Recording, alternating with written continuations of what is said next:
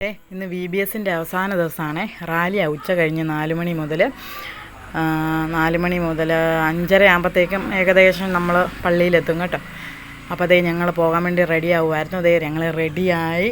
ഇതേ വെള്ളയാണ് യൂണിഫോമേ. അങ്ങനെ ഇതേ കല്ലുക്കുട്ടി ഉറക്കമായിരുന്നു കേട്ടോ.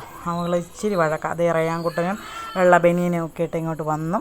ദേ ഞങ്ങൾ ഇറങ്ങുവാണ്. പുതിയ ചെരുപ്പൊക്കെ ഇട്ടുകൊണ്ട് പോവുക. ഭയങ്കര സന്തോഷത്തിലാണ് രണ്ടുപേരും. എന്നാന്ന് വെച്ചാൽ വഴിയിൽ ജ്യൂസും ഐസ്ക്രീമും കഴിക്കാനും ഒക്കെ കിട്ടും. പിന്നെ അവിടെ ഫുഡൊക്കെ ഉണ്ട് വൈകിട്ടത്തേക്ക്. കുട്ടികളുടെ കലാപരിപാടികളൊക്കെ കഴിയുമ്പോഴത്തേക്കും ഞങ്ങളിതേ വഴിയിലെത്തി. അങ്ങനെ വേണ്ട ലിയോയും ലിസായും കൂടെ കൂട്ടി കിടക്കുന്നു. കല്ലൂനെ കണ്ടാൽ ഭയങ്കര ദേഷ്യം. എന്നാന്ന് വെച്ചാൽ ഞങ്ങൾ അവിടെ ചെല്ലുമ്പോഴത്തേക്കും ഇവരെ കൂട്ടിനകത്ത് കയറ്റും. ഈ ലിയോയുടെ പൂടെ പിടിച്ച് കല്ലു വലിക്കുന്നതുകൊണ്ടേ അവൻ കടിക്കും. അവന് വേദനിച്ചാൽ അവൻ കടിക്കും. അതുകൊണ്ട് അങ്ങനെ വേണ്ടേ ഞങ്ങൾ ചേച്ചിക്ക് ടാറ്റായൊക്കെ കൊടുത്ത് പോവുക. ചേച്ചി ഇന്ന് നേഴ്സിംഗ് പഠിക്കാൻ പോയിടത്തുനിന്ന് ഗ്യാസൊക്കെ ഇല്ലാത്തതിൻ്റെ പ്രോബ്ലത്തിൽ വന്നതാണ്. ഇന്ന് നമ്മൾ പോവുക തിരിച്ച്. അങ്ങനെ വേണ്ട ഞങ്ങൾ ചേച്ചിക്ക് ടാറ്റായൊക്കെ കൊടുത്തിട്ട് ഇതേ വഴിയിലോട്ട് പോവുകയാണേ. നമ്മൾ സ്കൂൾ ബസ്സേ കയറാൻ പോകത്തില്ലേ, അവിടെ കടയുടെ അവിടെയാണ് ബസ് വരും. എന്നിട്ട് ബസ്സിൽ കയറി മൺറാട് കവലയിൽ നിന്നാണ് നമുക്ക് റാലി തുടങ്ങുന്നത്. അപ്പോൾ ഞങ്ങൾ ഫ്രണ്ട്സൊക്കെ കാത്തു നിൽപ്പുണ്ട് ഇവരുടെ സൺഡേ സ്കൂളിൽ. എല്ലാവരും കൂടെ ഒരുമിച്ച് പോകാനായിട്ട് 2 അമ്മമാരും ഒക്കെ ഉണ്ട്. കൊച്ചു പിള്ളേരുടെ കൂടെ അമ്മമാരും പോകണമല്ലോ. അങ്ങനെ വേണ്ട ഞാനും റെഡിയായിട്ട് പോവുക അവരുടെ കൂടെ. അങ്ങനെ ഞങ്ങളുടെ ഫ്രണ്ട്സ് അവിടെ കാത്ത് നിൽപ്പുണ്ട്. വേണ്ടേ കണ്ടില്ലേ ഞങ്ങളുടെ ഫ്രണ്ട്സൊക്കെ റയാൻകുട്ടൻ്റെയും പാറുവിൻ്റെയും ഫ്രണ്ട്സാണ്.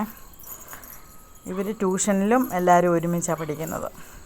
എല്ലാവരും നിൽപ്പുണ്ട്. എല്ലാവരും കല്ലുക്കുട്ടിയെ കളിപ്പിച്ചുകൊണ്ടിരിക്കുമായിരുന്നു. ഇച്ചിരി നേരം വെയിറ്റൊക്കെ ചെയ്തു.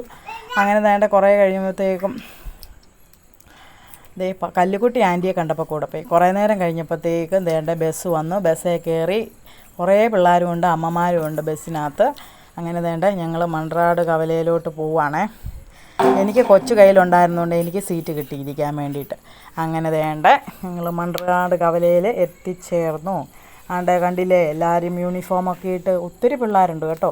14 സൺഡേ സ്കൂളിലെ പിള്ളേർ ഒരുമിച്ചാണ് കേട്ടോ. മൺറാട് പള്ളിയുടെ സൺഡേ സ്കൂൾ മുഴുവനുമുണ്ട്. അങ്ങനെ VBSന് വരുന്നത്.